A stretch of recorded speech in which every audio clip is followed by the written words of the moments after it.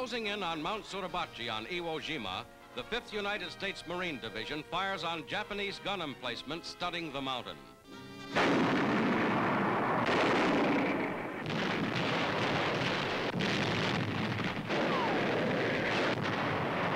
From Suribachi's 500-foot elevation, enemy mortars hold the entire island in range.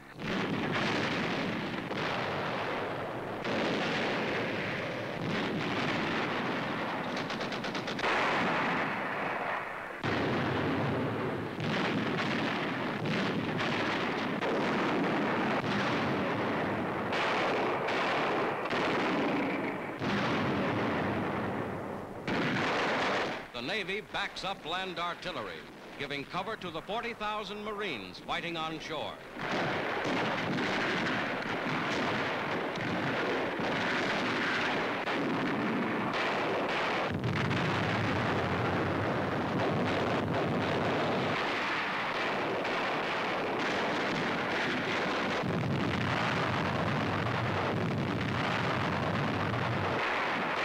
Slowly, the Marines push forward up Mount Suribachi.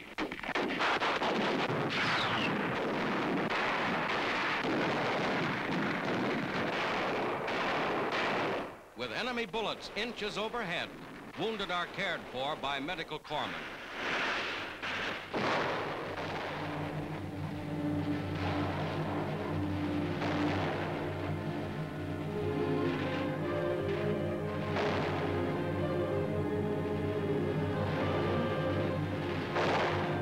Iwo Jima has proven the toughest, bloodiest battle the Marines have ever fought. To win this tiny 8-square-mile area, 4,000 of them have died, and 20,000 Japanese.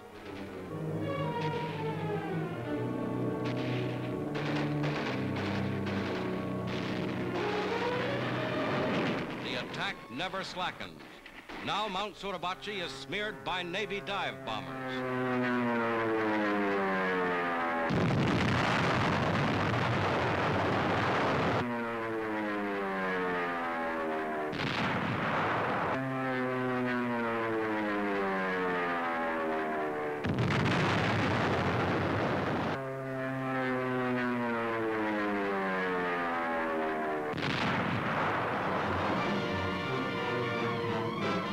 The Marines advance. The Japanese defenders of Iwo were select, specially chosen men, fighting with their army's newest weapons and every advantage of terrain in their favor. Their fortress caves, saturating the island, are wiped out by high explosive.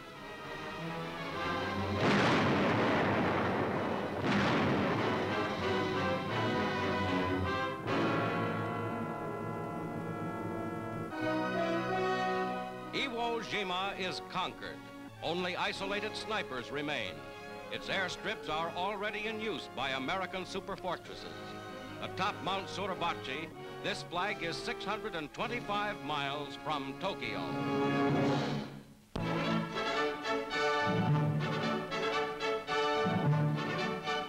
The Inter-American Conference at Mexico City reaches a successful conclusion as Mexico's Foreign Minister Padilla, host to the meeting, signs the significant Chapultepec Pact.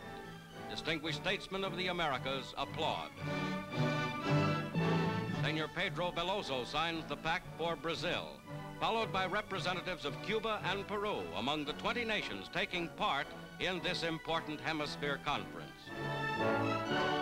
Secretary Stettinius for the United States, reaching firm agreement on principles of hemisphere cooperation, the meeting is a major step toward world security.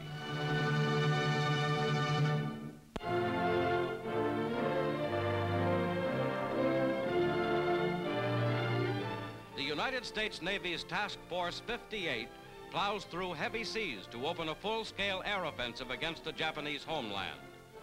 As other ships and planes hit the Japanese fleet in the inland sea, these mighty forces strike at the Tokyo area.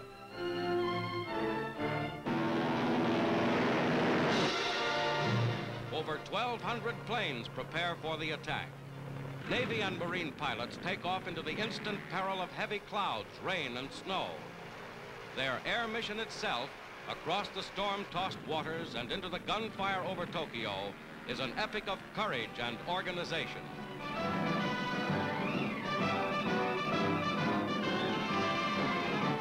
Planes from 15 to 20 American carriers wing in over Tokyo Bay, fighting off all enemy air opposition to reach the target.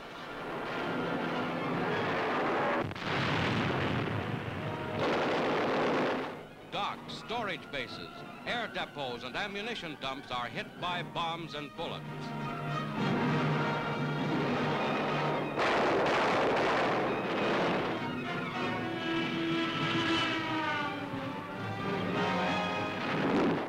Rockets join the attack, which wipes out many strategic Japanese war installations, 517 enemy planes, and 55 ships.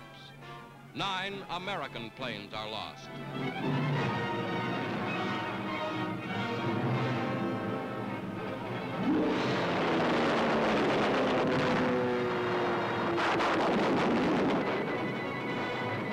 Enemy planes are caught on the ground and methodically destroyed.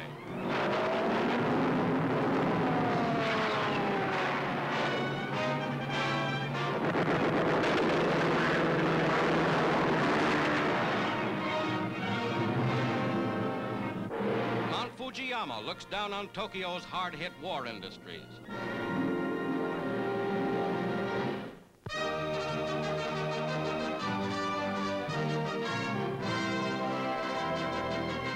Still resisting German forces are rolled back, Allied armies press forward on all fronts toward the heart of Germany. Gigantic traps are sprung along the Moselle and in the Saar as the Russians cross the Oder and the American First Army smashes beyond the Rhine.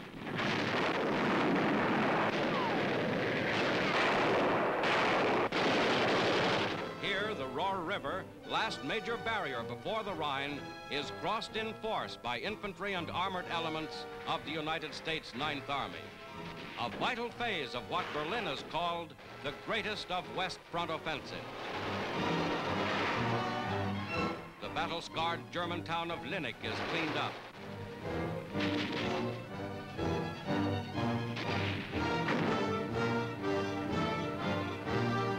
And here at Jülich, still more German soldiers, dead and alive, help swell the enemy's casualty lists. Now far past 1 million on the Western Front.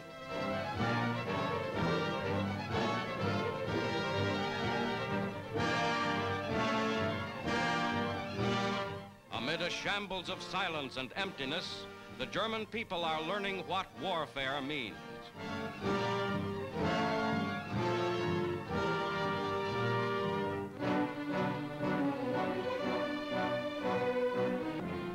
Supreme Commander Eisenhower, with the Ninth Army's commanding General Simpson, inspects positions near Jülich and forces lined up for the smash across the Rhine to Dusseldorf and beyond.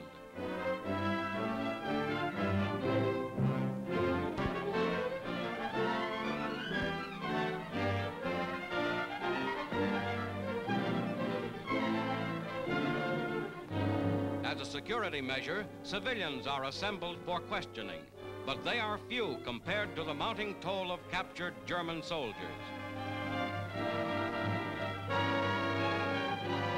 As the American troops approached the Rhine, they freed thousands of Russian and Polish prisoners, forced into labor battalions by the Nazis.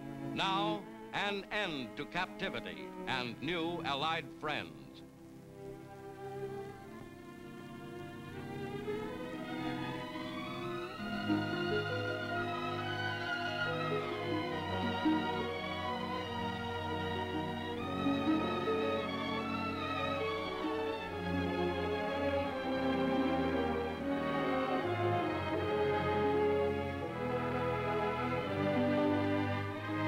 This concentration camp, guarded by electrified barbed wire, deep trenches, and many gun posts, gives mute testimony to the horror that once reigned here.